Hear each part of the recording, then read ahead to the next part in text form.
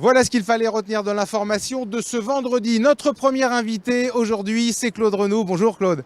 Oui, bonjour. On est ravis de se retrouver ici à Saint-Malo, hein, ça faisait longtemps et ça fait du bien de venir prendre un bon bol d'air. Alors il y a plein de sujets avec vous, sur lesquels on veut aborder, notamment, on va commencer par les remparts parce que ça a fait l'actualité depuis plusieurs semaines. Oui. Fermeture, puis réouverture, et puis vous avez poussé un petit coup de gueule cette semaine en disant attention, on fait pas n'importe quoi. Oui, mais d'ailleurs c'est le cas, hein.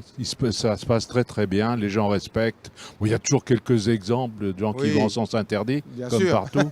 Comme Mais, en voiture, des fois. Oui, mais ça se passe très très bien et c'est ça qui nous encourage d'ailleurs à avancer sur d'autres choses maintenant. Bon, réouverture également des GR.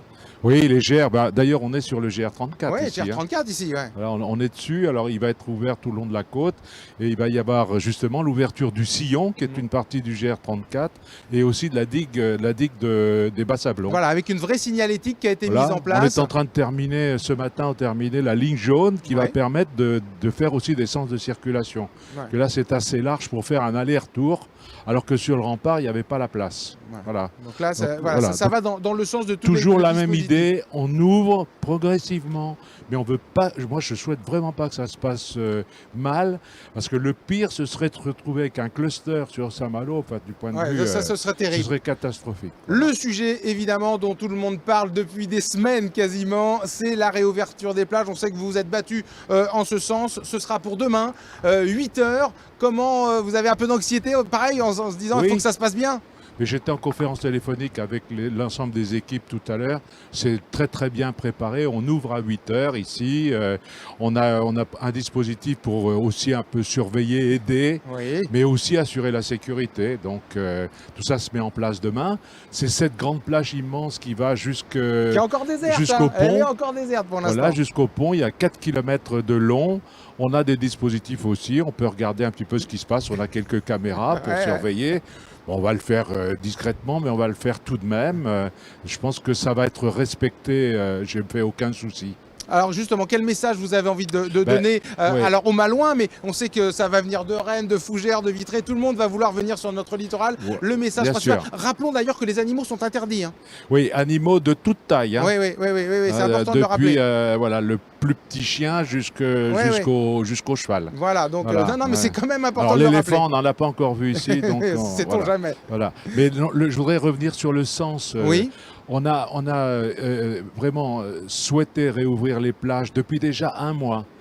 C'est au travers des échanges avec, bien sûr, les Malouins qui ont envie de retrouver leur espace vital. Hein. Bien sûr. Et ça, on a 180 degrés de notre espace vital, c'est la mer ici.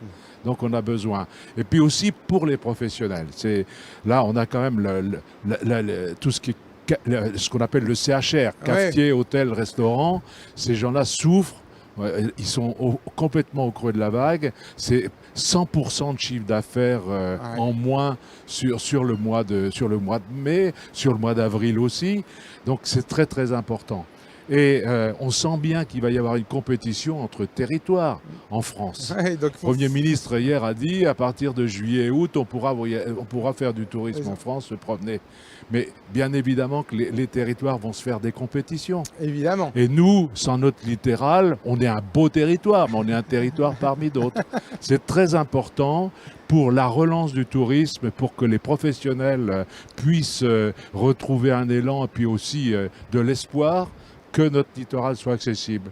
Autre chose, c'est que les professionnels qui sont directement impactés par l'économie de la mer, et on pense au centre nautique, vous vous êtes entretenu en visio hier soir avec eux. Quel message est-ce que vous leur avez passé? Justement, ils font aussi partie de ça. C'est le littoral, c'est la pratique donc dynamique de la plage, hein, du littoral, mais c'est aussi la possibilité, au travers des structures associatives, des clubs, d'aller sur l'eau. Oui.